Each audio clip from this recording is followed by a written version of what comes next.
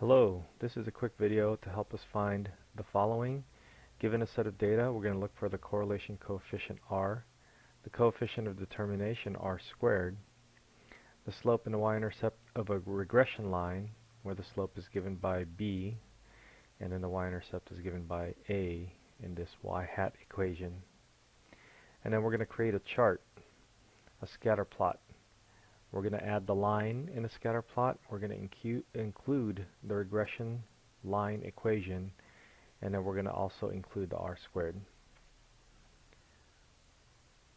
For this, we're going to use the serial data, and I have made a copy of the serial data on my sheet, and I'm going to focus on the Consumer Reports ratings and sugar, then Consumer Reports ratings and protein. So I will take everything else out, I will highlight, I will right click and delete.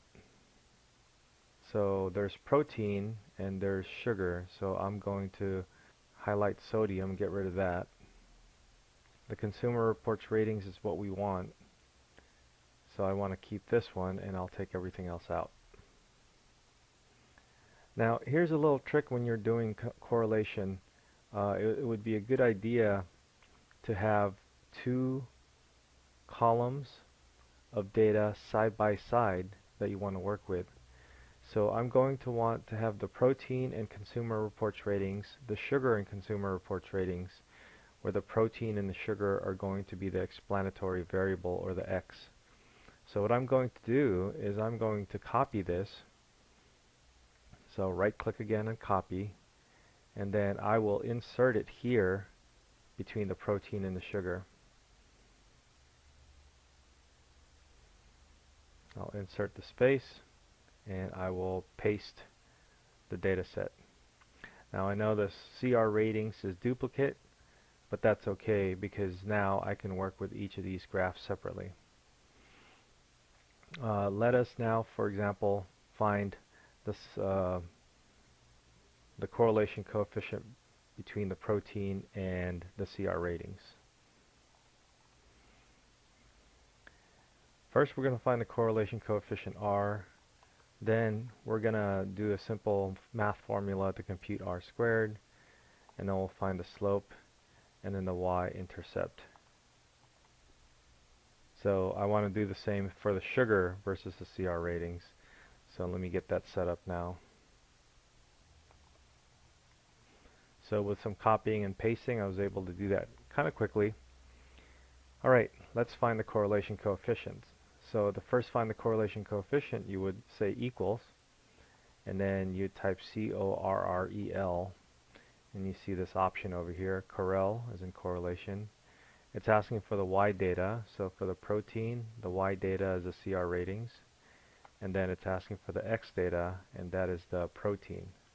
Now we're not clicking on protein, we're clicking on the A column, and then that gives me the information I need. Now we're finding R squared here just so we can check ourselves when we do our charts. So to get R squared, it's literally just the square of R. So I'm going to say equals, and then click on R, and then the caret button, and then 2, and that's R squared.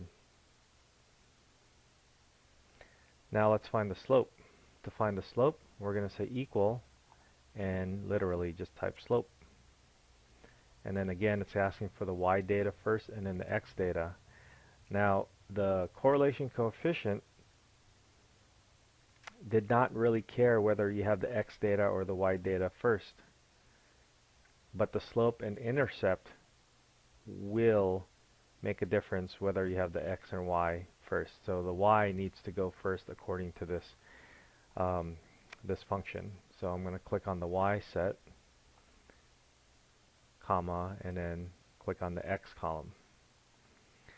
So here is my slope and my y-intercept. To get that, it's going to be intercept. Again, the Y data comes first, and then the X data. So when I make my chart, and I include all this information, my information, so it should coincide with these numbers. Okay, I'm going to quickly do the same for the sugar and the CR ratings. I see that the correlation coefficient is negative, so when I square it, it'll become positive, but I know that my slope has to be the same sign as my correlation coefficient, so I would expect my slope to be negative as well. Alright, let me go ahead and finish this off.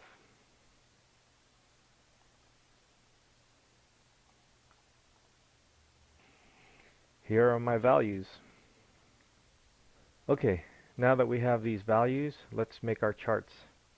So I'm going to click and drag so that I'm looking at these two charts right next to each other. Remember, the advantage of recreating or copying this column is that so I have two columns side by side, and I can just ask this to insert chart.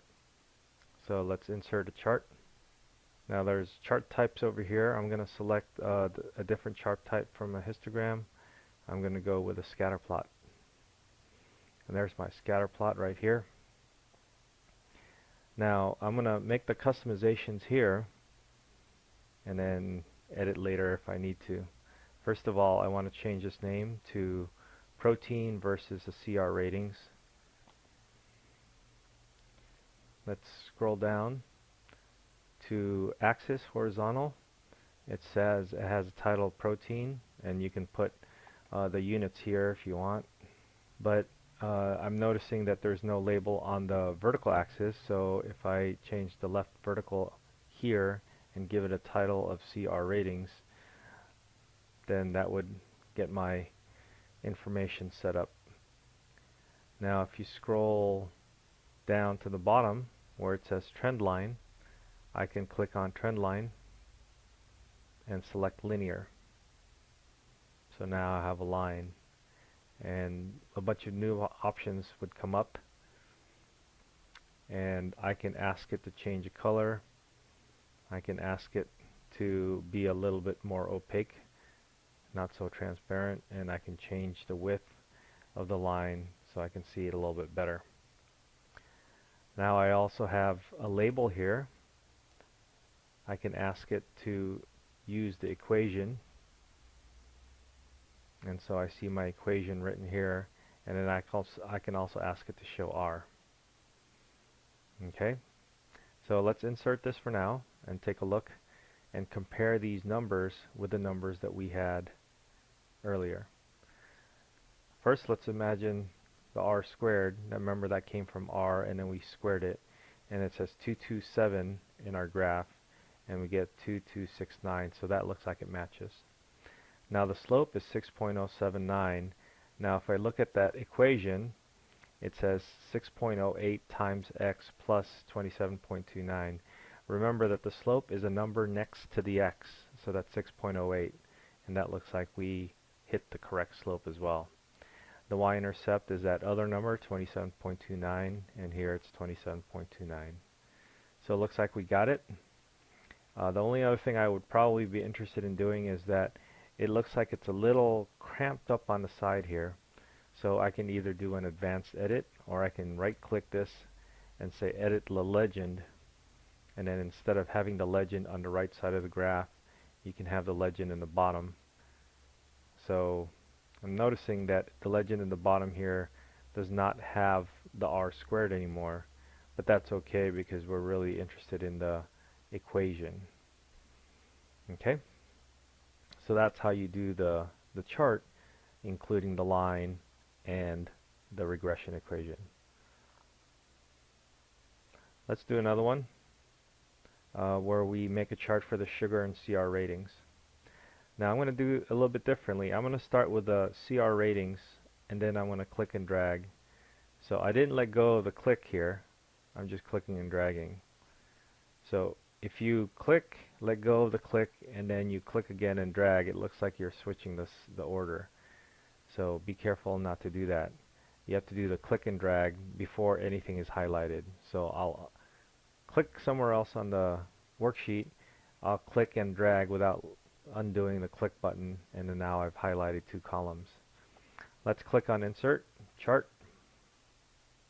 Now it looks like this time I got an option for my scatter plot right away. So sometimes when you do that click and drag, it does it for you. Sometimes it doesn't. So you just have to be aware. The other thing that's important is to make sure that you got your sugar and CR ratings in the correct place. The sugar is our explanatory variable. The CR ratings is our response. And so we'll select this. We'll customize here. I don't know if you want to keep this as CR ratings versus sugar, or we usually write the explanatory variable first. So I'm going to switch this around. And then I'll keep the legend on the right for now, and then I'll change it later on. The CR ratings is already labeled in the vertical axis, so I don't need to worry about that. And then now let's include the linear trend line. Notice that it's going down. Let's have it show R. There's R point, or it's R squared, sorry, 0.577. Let's include the equation as part of the label. And then let's change the color here as well, and the thickness. So here you can mess around with some of these other options too to see if there's anything interesting that might pop up. But I'm going to go ahead and insert this, and I will move this a little bit to double check what I got. I see my R squared is 0.57659, so that's 0.577. My slope is a negative value, negative 2.4335, and that got rounded up, and my y-intercept is 59.75. So that looks good. And then now last thing I want to do is I want to put this in the bottom. So we're interested in having this as part of our project, and so you would copy this and paste it onto a Google Doc file, and then you're ready to go for your project. Now remember, your project does not use this particular data set, so you're going to have to redo this with a different data set. But you have two different ways to identify your slope and your y-intercept for your line, so that you can check yourself to make sure that you got the correct answer. Okay, hope that helps.